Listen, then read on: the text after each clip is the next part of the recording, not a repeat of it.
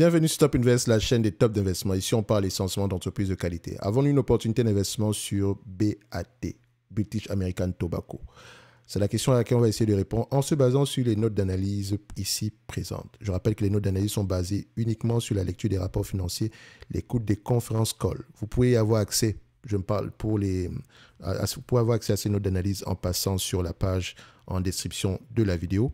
Au même moment, si vous êtes sur cette page-là, n'oubliez pas de vous abonner à la Top Newsletter, tout simplement parce que dans cette Top Newsletter-là, on a partagé il y a quelques temps ici une note d'analyse ici sur sectoriel, notamment sur le secteur du tabac. On parlait ici de tabac.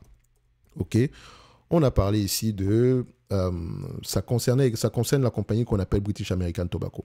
On va avoir tendance au courant de cette semaine. Je parle ici, la semaine ici du 22... Entre le 22 et le 29 du mois de janvier 2024, à partager ici une note d'analyse, une mise à jour de cette note d'analyse sectorielle. OK? Donc, vous pouvez y avoir accès en allant directement sur la Top Newsletter. Et sur cette page ici, sur les notes d'analyse ici présentes, vous avez accès à, voilà, pour moi, mes choix personnels. D'accord, sur les actions qui, moi, me semblent sous-évaluées. Donc, je lis les rapports financiers, j'écoute des conférences calls et je vous présente une entreprise ici. Ça ne dépasse pas une page. OK. Donc, on fait également le suivi, généralement, dans ce service-ci. Donc, si ça vous intéresse, n'oubliez pas de vous abonner. Vous avez accès à ce service jusqu'au 29 du mois de février. OK. Sans charge. Rien du tout. Aucune carte ou ni quoi que ce soit ne vous sera demandé. OK. Vous allez vous abonner et voilà, vous pouvez consommer jusqu'au 29 du mois de février. Je pense qu'on a à peu près 5 entreprises présentement dans la liste. OK, donc on continue. Qu'est-ce qui se passe aujourd'hui sur British American Tobacco? Il y a un segment de cette analyse qui va se retrouver dans la Top Newsletter, notamment tout ce qui concerne ici la charge non financière qui a été prise ici sur British American Tobacco dernièrement. OK, c'est une charge non financière, donc voilà. OK, donc tout ce qui va concerner British American Tobacco, d'accord, pourrait également concerner dans une certaine mesure Altria, ou bien ça englobe même tout le secteur d'activité dans tout ce qui exerce ici sur le secteur du tabac. D'accord, donc c'est pour ça que la note d'analyse sectorielle peut être intéressante pour vous. Et également, c'est gratuit et ça se retrouve ici au niveau de la Top Newsletter. Donc, on y va rapidement.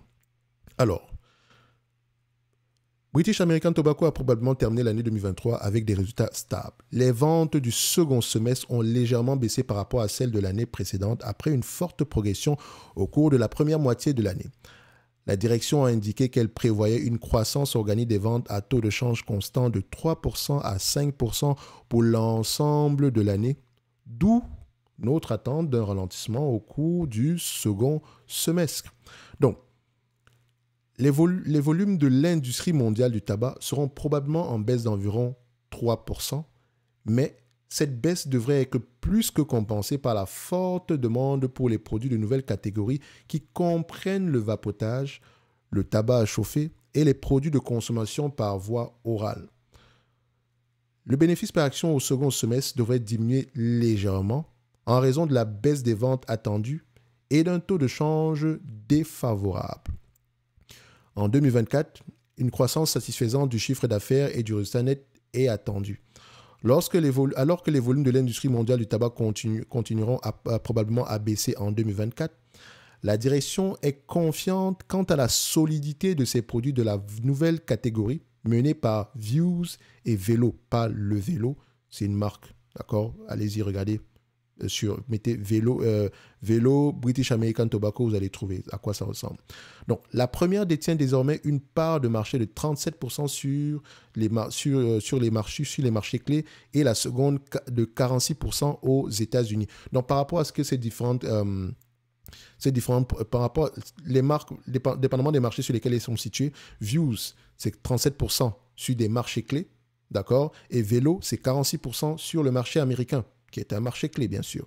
Donc, les ventes de ces produits devraient rester robustes et le groupe pourrait afficher un bénéfice d'exploitation pour la première fois en 2024. Dans ce groupe-là, je ne parle pas de British American Tobacco au complet, parce que ce segment-là, qu'on appelle généralement nouvelle catégorie, est en croissance. Et pour le moment, ici, c'est un segment qui perd de l'argent. Mais on pourra avoir pour la première fois un bénéfice d'exploitation positif. Ce qui sous-entend qu'on pourrait peut-être s'autofinancer. D'accord? Donc, dans ce segment-là, uniquement, je ne parle pas de la compagnie globalement, parce que dans sa globalité, vous allez remarquer ici que BTI gagne de l'argent. D'accord? Donc, BTI prévoit également de renforcer son groupe de produits à chauffer, y compris GLO, G-L-O.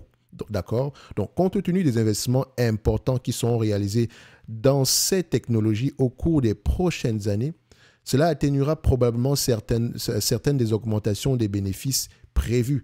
Donc, vu les investissements qu'on a à faire sur ces différentes catégories-là, on s'attendra à des bénéfices moyens moins élevés. Quand je dis moins élevés, pas de moins en moins élevés, mais moins élevés que la normale. D'accord? Donc, dans l'ensemble, on s'attend à une croissance moyenne à un chiffre pour le chiffre d'affaires et le bénéfice par action en 2024. British American Tobacco prévoit continuer d'investir dans les produits sans combustion afin que d'ici 2035, 50% de ses ventes totales proviennent de produits non combustibles, donc la nouvelle catégorie.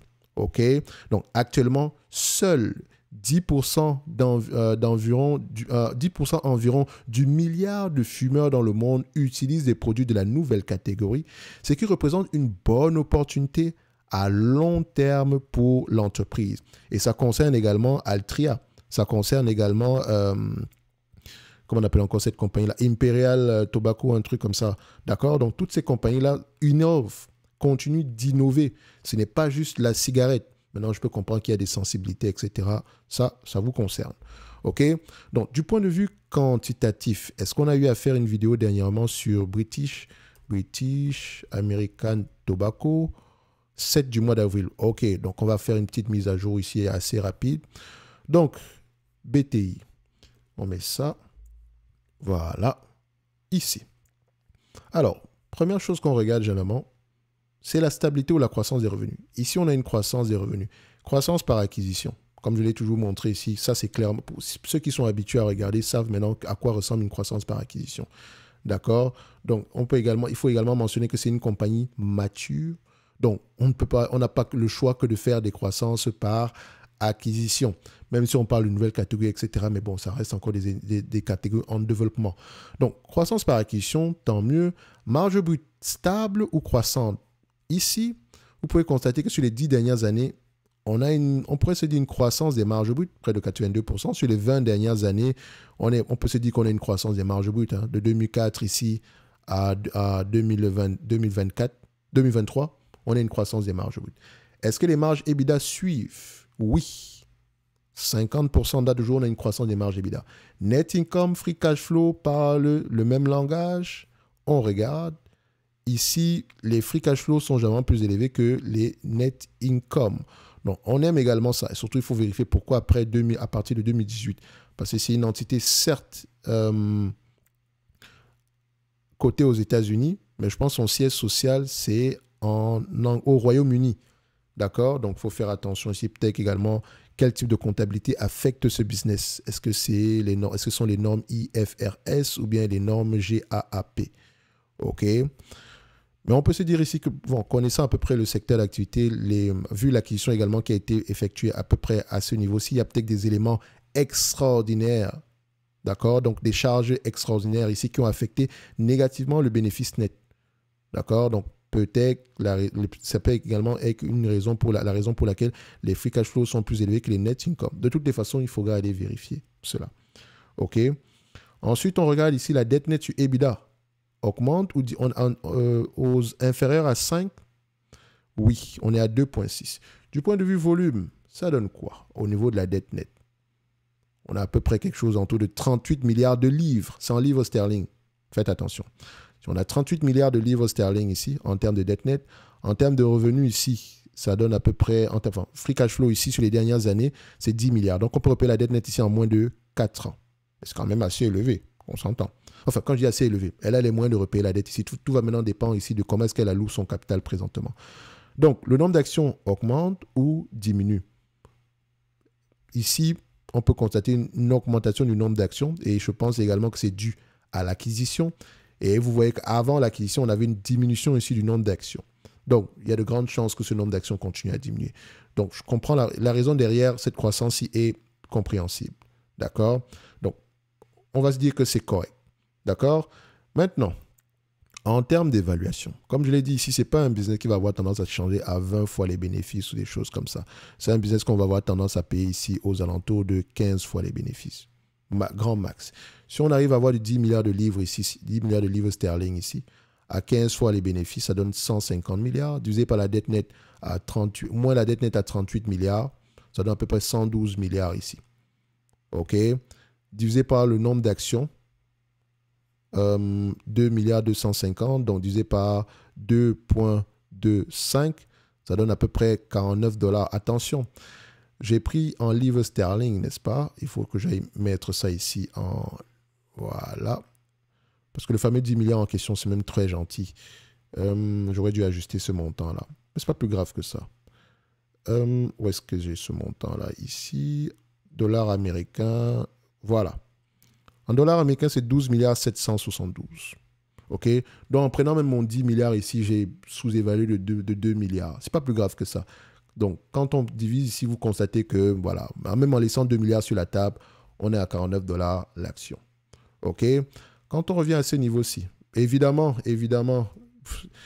vu la nature des activités ici, vu l'environnement dans lequel on exerce, enfin, l'environnement, le pessimisme ambiant sur ce type d'entreprise ici, je ne serais pas surpris de ne pas avoir les 49 $ dessus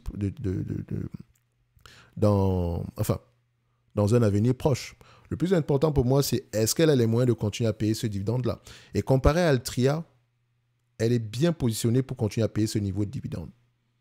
Je ne dis pas que Altria n'a pas les moyens, mais Altria est déjà à un niveau assez élevé. Pourtant, British American Tobacco, on est à moins de 80% ici de perte ratio par rapport au free cash flow. OK? C'est un business également qui semble être prévisible.